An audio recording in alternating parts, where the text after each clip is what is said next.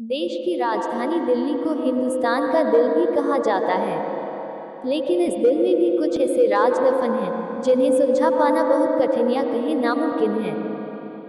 दिल्ली न सिर्फ राजनीतिक घटनाक्रमों या स्वतंत्रता आंदोलनों की साक्षी रही है, बल्कि एक ऐसी अंधेरी दुनिया से भी इसका साक्षात्कार होता रहा है जो बेहद खौफनाक है।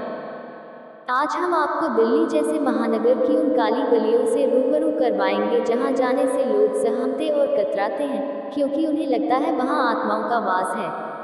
एक, दिल्ली कैंट। दिल्ली का खूबसूरत और शांत इलाका जहां सेना के कई मुख्यालय हैं, वह भले ही बाहरी शत्रुओं से पूरी तरह सुरक्षित हो, लेकिन अंदरूनी बुरी ताकतों से वह आज भी उसी तरह घिरा हुआ है जैसे कभी हुआ करता था। वहाँ एक ऐसी बुरी आत्मा घूमती है जो हर आने जाने वाले को परेशान करती है। स्थानीय लोगों का कहना है कि एक ऐसी लड़की की आत्मा सफ़ेद लिबास में इस जगह के आसपास घूमती है जो हर आने जाने वाले से लिफ्ट मांगती है, लेकिन जैसे ही उसे लिफ्ट दी जाती है वह अपने आप गायब हो जाती है। 2, खूनी दरवाजा। जैसा कि इस जगह का नाम ही यह साफ बता रहा है कि यह जगह बेहद डरावनी है। बहादुर शाह जफर के 3 शहजादे मिर्जा मुकुंद सुल्तान के अलावा उसके पोते अबू बकर को ब्रिटिश जनरल विलियम हडसन ने गोली से छलनी कर दिया था। इसलिए यहाँ आने वाले हर विदेशी को इन 3 मुगल शाहजादों की आत्माएं बहुत परेशान करती हैं। वह हर विदेशी से अपनी मौत का बदला लेना चाहती हैं। 3, जमाली कमाली मस्जिद। 2 महान सूफी संतों जमाली कमाली को इस मस्जिद में दफनाया गया था। यहाँ रात के समय आने वाले लोगों ने महसूस किया है कि उनके आसपास कोई शक्ति मौजूद है जो उन्हें थप्पड़ मारकर चली जाती है और उसके जाने के बाद हवा उन्हें चारों ओर से घेर लेती है। 4, संजय वन। बरगद के पेड़ों से घिरा यह जंगल भी बुरी आत्माओं के प्रकोप से बच नहीं पाया है। बेहद घना होने की वजह से यहाँ कई बार अजीबोगरीब आवाज़ों को तो सुना ही गया है, लेकिन यहाँ आने वाले शिकारियों ने किसी सफ़ेद कपड़े पहने महिला को पेड़ के आसपास घूमते देखा है। 5, लोथियन सिमेट्री। ईसाई धर्म के लोगों के शव को इस कब्रिस्तान में दफनाया जाता है। कब्रिस्तान होने की वजह से यहाँ आत्माओं से जुड़ी कई कहानियाँ भी प्रचलित हैं। कुछ लोगों ने यहाँ सिरकटी आत्मा को कब्र के पास बैठे देखा है और जानकारों का कहना है कि यह एक सैनिक का भूत है जिसे उसकी प्रेमिका ने ठुकरा दिया था। प्रेम में ठुकराए जाने के बाद उसने अपनी गर्दन काट ली थी। उसकी आत्मा हर अमावस्या की रात यहाँ टहलती देखी जाती है। आधुनिक समय में भूत प्रेत अंधविश्वास के प्रतीक के रूप में देखे जाते हैं, पर कुछ लोग ऐसे भी हैं जो भूत प्रेतों के अस्तित्व को नकार नहीं सकते। कुछ लोग पढ़े लिखे जिन्हें भूत प्रेत पर पूरा विश्वास होता है, वे भी इन आत्माओं के अस्तित्व को नकार जाते हैं, क्योंकि उनको पता है कि अगर वे किसी से इन बातों का जिक्र किए तो सामने वाला भी, चाहे भले इन बातों को मानता हो, पर वह यही बोलेगा, पढ़े लिखे होने के बाद भी आप ये कैसी बातें कर रहे हैं। और इस प्रश्न का उत्तर देने और लोगों के सामने अपने को गंवारू समझे जाने से बचने के लिए लोग इन बातों का जिक्र करने से बचते हैं। मैं आज यहाँ 2 वृत्तांत का वर्णन करूँगा जिसको सुनने पढ़ने के बाद आपको क्या लगता है अवश्य बताएं। खैर, मैं भी तो भूत प्रेत को नहीं मानता, पर कभी कभी कुछ ऐसी घटनाएं घट जाती हैं कि भूत प्रेत के अस्तित्व को नकारना बनावटी लगता है। बात कोई 15-16 साल पहले की है। मैं जिस जगह पर काम करता था वहीं पास में एक फ्लैट किराए पर लिया था। इस फ्लैट में मैं अकेले रहता था, हाँ, पर कभी कभी कोई मित्र संबंधी आदि भी आते रहते थे। इस फ्लैट में एक बड़ा सा हॉल था और इसी हॉल से संबंध एक बाथरूम और रसोई घर। एक छोटे से परिवार के लिए यह फ्लैट बहुत ही अच्छा था, और सबसे खास बात इस फ्लैट की यह थी कि यह पूरी तरह से खुला खुला था। मैं आपको बता दूं कि इस फ्लैट का हॉल बहुत बड़ा था और इसके पिछले छोर पर शीशे जड़े दरवाजे लगे थे जिसे आप आसानी से खोल सकते थे। पर मैं इस हॉल के पिछले भाग को बहुत कम ही खोलता था, क्योंकि कभी कभी भूलवश अगर यह खुला रह गया तो बंदर आदि आसानी से घर में आ जाते थे और बहुत सारा सामान इधर उधर कर देते हैं। आप सोच रहे होंगे कि बंदर आदि कहाँ से आते होंगे, तो मैं आप लोगों को बताना भूल गया कि यह हमारी बिल्डिंग एकदम से एक सुनसान किनारे पर थी और इसके अगल बगल में बहुत सारे पेड़ पौधे, जंगली झाड़ियाँ आदि थी। अपने फ्लैट में से नीचे झांकने पर सांप आदि जानवरों के दर्शन आम बात थी। एक दिन शाम के समय मेरे गांव का ही एक लड़का जो उसी शहर में किसी दूसरी कंपनी में काम करता था, मुझसे मिलने आया। मैंने उससे कहा कि आज तुम यहीं रुक जाओ और सुबह यहीं से ड्यूटी चले जाना। पर वह बोला कि मेरी ड्यूटी सुबह 7 बजे से होती है, इसलिए मुझे 5 बजे जगना पड़ेगा और आप तो 7-8 बजे तक सोए रहते हैं, तो कहीं मैं भी सोया रह गया तो मेरी ड्यूटी नहीं हो पाएगी। इस पर मैंने कहा कि कोई बात नहीं, एक काम करते हैं, 4 बजे सुबह का अलार्म लगा देते हैं और तुम जल्दी से जगकर अपने लिए टिफिन भी बना लेना, पर हाँ एक काम करना, मुझे मत जगाना। इसके बाद वह रहने को तैयार हो गया।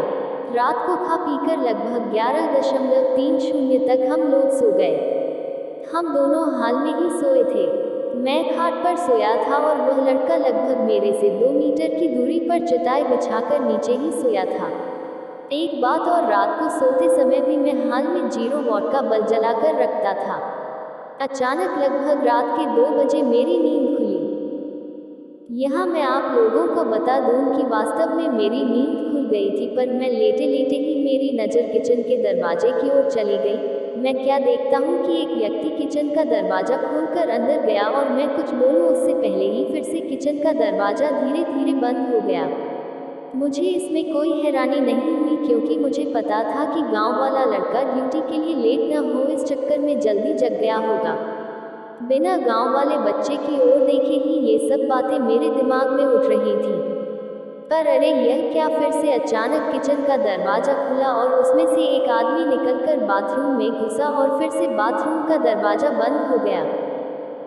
अब तो मुझे थोड़ा गुस्सा भी आया, और चूंकि वह गांव का लड़का रिश्ते में मेरा लड़का लगता है, इसलिए मैंने घड़ी देखी और उसके बिस्तर की ओर देखकर गाली देते हुए बोला कि बेटे अभी तो 3 भी नहीं बजा है और तुम जगकर खटपट शुरू कर दिया। अरे यह क्या, इतना कहते ही अचानक मेरे दिमाग में यह बात आई कि मैं इसे क्यों बोल रहा हूँ, यह तो सोया है। अब तो मैं फटाक से खाट से उठा और दौड़कर उस बच्चे को जगाया। वह आँख मलते हुए उठा, पर मैं उसको कुछ बताए बिना सिर्फ इतना ही पूछा कि क्या तू 2-3 मिनट पहले जगा था, तो वह बोला नहीं तो, और वह फिर से सो गया। अब मेरे समझ में कुछ भी नहीं आ रहा था। मैंने हाल में लगे ट्यूब को भी जला दिया था। पूरे हाल में पूरा प्रकाश था और मेरी नज़रें अब कभी बाथरूम के दरवाजे पर तो कभी किचन के दरवाजे पर थी, पर किचन और बाथरूम के दरवाजे अब पूरी तरह से बंद थे। अब मैं हिम्मत करके उठा और धीरे से जाकर बाथरूम का दरवाजा खोला।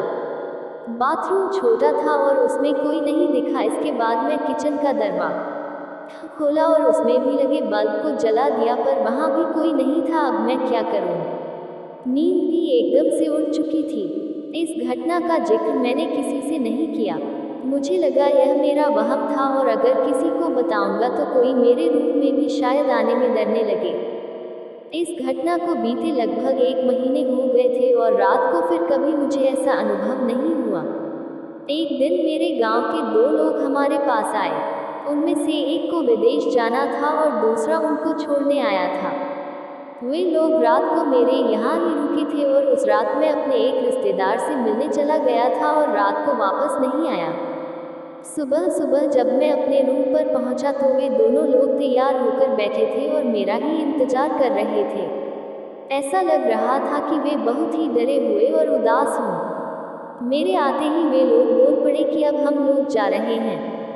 मैंने उन लोगों से पूछा कि फ्लाइट तो कल है, तो आज की रात आप लोग कहाँ ठहरेंगे? उनमें से एक ने बोला रोड पर सो लेंगे, पर इस कमरे में नहीं। अरे अब अचानक मुझे 1 महीना पहले घटित घटना याद आ गई। मैंने सोचा तो क्या इन लोगों ने भी इस फ्लैट में किसी अजनबी आत्मा को देखा?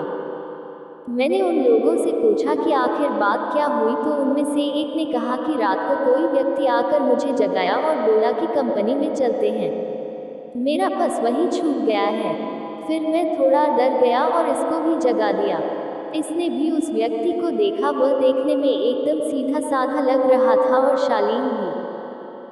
हम लोग एकदम डर गए थे, क्योंकि हमें वह व्यक्ति इसके बाद किचन में जाता हुआ दिखाई दिया था और उसके बाद फिर कभी किचन से बाहर नहीं निकला और हम लोगों का डर के मारे बुरा हाल था।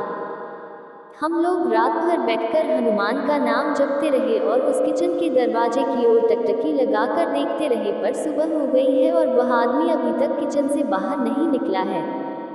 अब तो मैं भी थोड़ा डर गया और उन दोनों को साथ लेकर तेजी से किचन का दरवाजा खोला, पर किचन में तो कोई नहीं था। हाँ, पर किचन में गौर से छानबीन करने के बाद हमने पाया कि कुछ तो गड़बड़ है।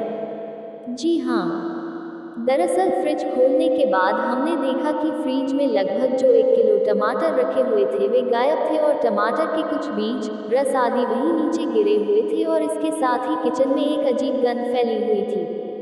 खैर, पता नहीं यह हम लोगों को वहम था या वास्तव में कोई आत्मा हमारे रूम में आई थी। मैंने इससे छुटकारा पाने के लिए उस फ्लैट को ही चेंज कर दिया और दूसरे बिल्डिंग में आकर रहने लगे।